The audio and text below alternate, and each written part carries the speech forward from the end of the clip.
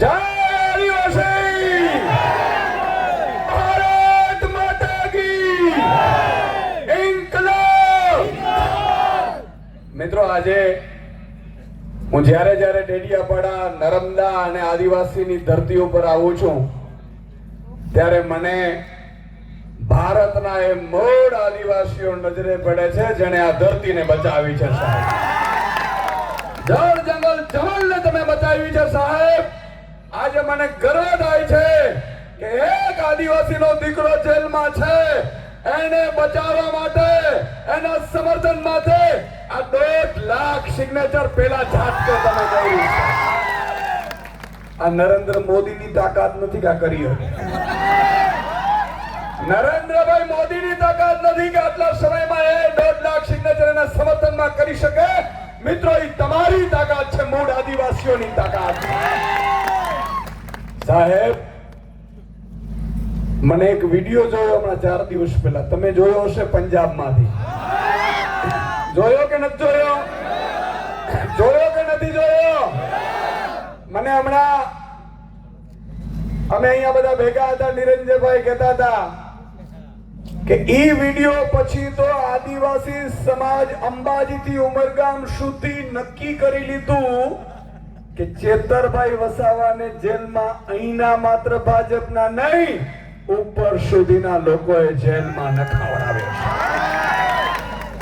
અને એક પ્રધાનમંત્રી પંજાબની ધરતી ઉપરથી, સાહેબ, 22 રાજ્યોમાં જેની સરકાર છે, હજારો ધારાસભ્યો છે, સાંસદો છે, ઈ આપણા નાયક ચેતર વસાવાનું નામ લેવું પડે ને ધ્રુજારી બતાવે છે. એમને એમ નથી સાહેબ, ચેતર વસાવા એમને એમ પેદા નથી થતા. એના માટે જેલ હોય કે એના માટે મોટી આફતો હોય, એનાથી રસ્તા કાઢતા હોય ને એનું નામ ચેતર વસાવા. સાહેબ, આજે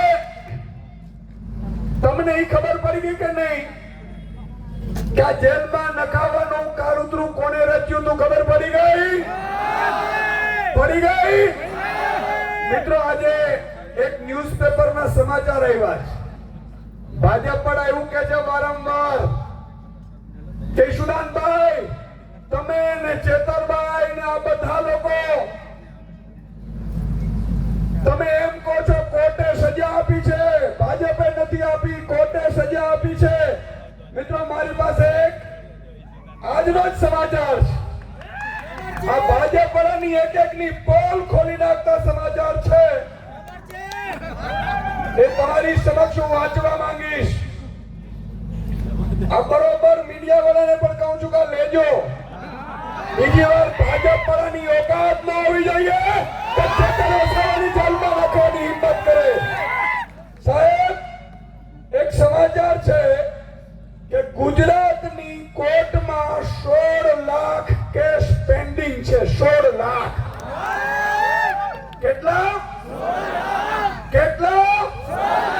હવે તમને બીજું એમાંથી સંદર્ભના સમાચાર વાંચું કે એમાંથી 30 વર્ષથી વધુ હોય એવા 19 છે અને 10 વર્ષથી વધુ હોય એવા 25,287 છે અને 5 વર્ષથી વધુ હોય એવા 70,000 છે. તમે વિચાર કરો મિત્રો કે 1 લાખ કેસ એવા છે જે 5 થી 10 વર્ષથી વધુના છે, જ્યારે ચેતરભાઈ વસાવાનો તો હમણાં જ કેસ થયો તો ભાઈ. પડી ખબર? ચેતરભાઈ વસાવાને તમે 3 વર્ષમાં સજા કરાવી શકો તો આ 16 લાખ કેસ પેન્ડિંગ છે, એને કેમ સજા ન થઈ? એનો મતલબ ઈ થયો મિત્રો કે ભાજપે ચેતરભાઈ વસાવાને ખતમ કરવાનું ષડયંત્ર કર્યું. ચેતરભાઈ વસાવાનો ગુનો શું હતો? ચેતરભાઈ વસાવા તમારું અવાજ બનતા હતા અને ભાજપ તરફથી જે આપતો આવતી હતી ને એ એકલા મોરે મોરો દેતા હતા ને એટલા માટે ખતમ કરાવવું પડે. મિત્રો, આ વન કર્મચારી છે કે હમણાં શંકુતલાબેન છૂટીને આવ્યા, એમના આંખમાં આંસુ આવી ગયા. આ આંસુનો બદલો લેવાનો છે કે નથી લેવાનો?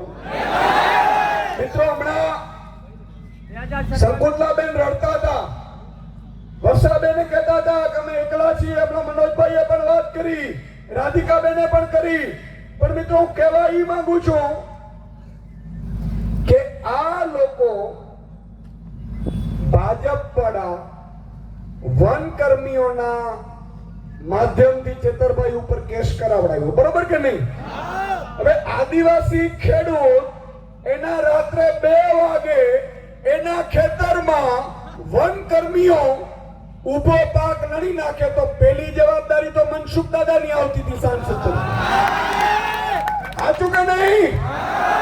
મનસુખ દાદાની જવાબદારી આવતી હતી કે એમણે વન કર્મચારીઓને કહેવું જોઈતું હતું કે આ તમે ખોટું કરો છો, આ મારા આદિવાસી સમાજ છે, મને 30 વર્ષથી સાંસદ બનાવે છે. પણ ઈ બોલ્યા મનસુખ દાદા, આદિવાસી સમાજ ભોળો છે, તમને એકવાર મત આપી દેશે, પણ બીજી વખત આદિવાસી સમાજ સાથે કોઈ પણ નેતા ઉભો નહીં રહે તો આદિવાસી સમાજ બિરસા મુંડાજીનો વંશજ છે. એમની જવાબદારી હતી સાંસદ તરીકે, પણ એમણે ન નિભાવી. તો મિત્રો તમારા નેતા મર્દનો ફાડ્યો ચેતર વસાવાએ કીધું કે હું તમારી સાથે ઉભો છું, અને એમણે સમાધાન કરાવડાવ્યા.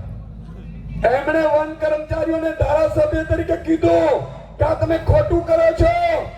મિત્રો આજે મને ગર્વ થાય છે કે સાહેબ ધારાસભ્ય, સાંસદ કે મંત્રી કે મુખ્યમંત્રીની જવાબદારીઓ શું હોય? એ જવાબદારીઓ એ હોય છે કે એમણે પ્રજાના હિત માટે કામ કરવાનું હોય છે, દલાલીઓ કરવા માટે નહીં.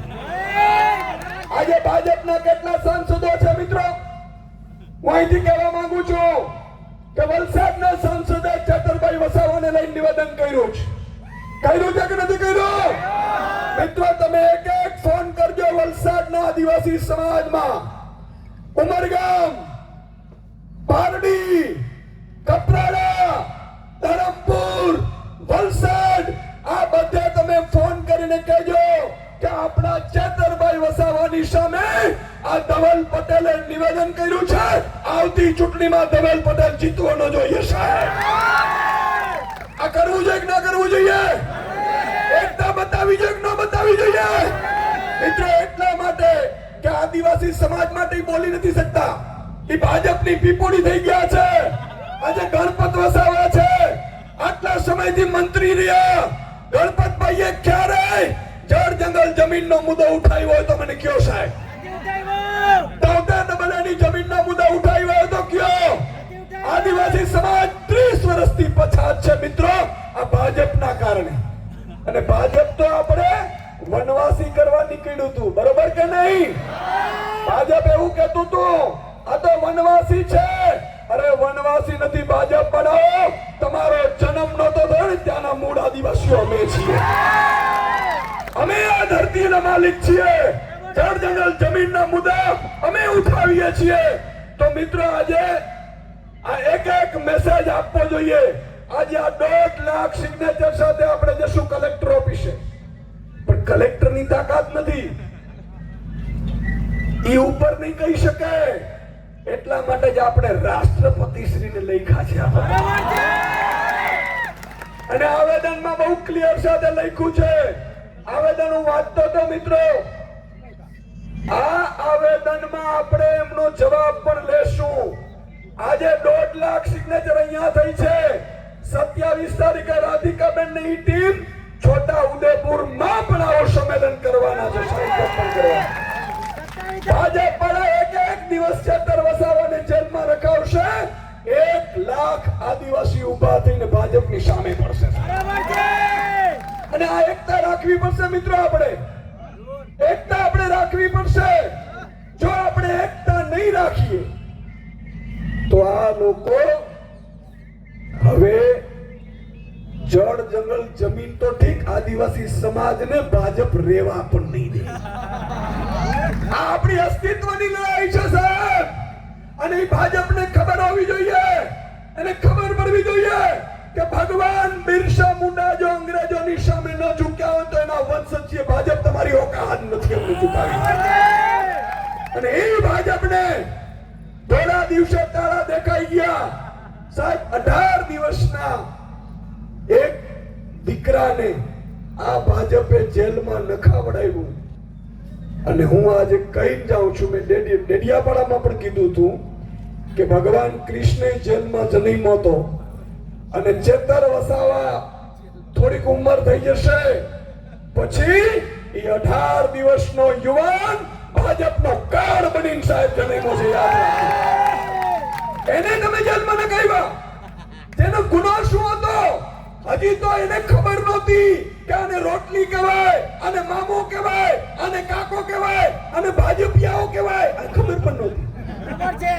પણ ભાજપિયાઓને કહેવા માંગુ છું મિત્રો અને એક પંક્તિ સાથે મારું આપણે પૂરું કરીશું બાકી આપણે નંદ રાજા નંદબીલને ત્યાં ફુલાર કરી અને પછી કલેક્ટર ઓફિસે આપણે આવેદન આપીશું આપણે સૌએ સાથે જોડાવાનું છે એક લાઈનમાં આપણે જાશું પણ એક પંક્તિ મારે કહેવાની છે ભાજપિયાઓને બરોબર તમારે પણ પછી એને કહેવાની છે રીલ બનાવીને लश्कर भी तुम्हारा है सरदार भी तुम्हारा है लश्कर भी तुम्हारा है सरदार भी तुम्हारा है तुम झूठ को सच लिख दो ये अखबार भी तुम्हारा है इस दौर के फरियादी जाए तो कहां जाए इस दौर के फरियादी जाए तो कहां जाए कानून भी तुम्हारा है दरबार भी तुम्हारा है सूरज की तपन तुमसे बर्दाश्त नहीं होती सूरज की तपन तुमसे बर्दाश्त नहीं होती एक मीम के पुतले का किरदार तुम्हारा है किरदार भी तुम्हारा है आज आदिवासी समाजे एकता बतावी છે મિત્રો અત્યાર સુધી મને યાદ નથી કે કોઈ નેતાના સમર્થનમાં 1.5 લાખ સિગ્નેચર થયો હોય પણ હવે આ સિગ્નેચર ધીરે ધીરે ધીરે ધીરે 10 લાખ સુધી પહોંચાડવા બોલે પહોંચાડવાની કે નથી આ તો કરીને મને વચન આપો પહોંચાડવાની છે કે નથી પહોંચાડવાની બોલો આદિવાસી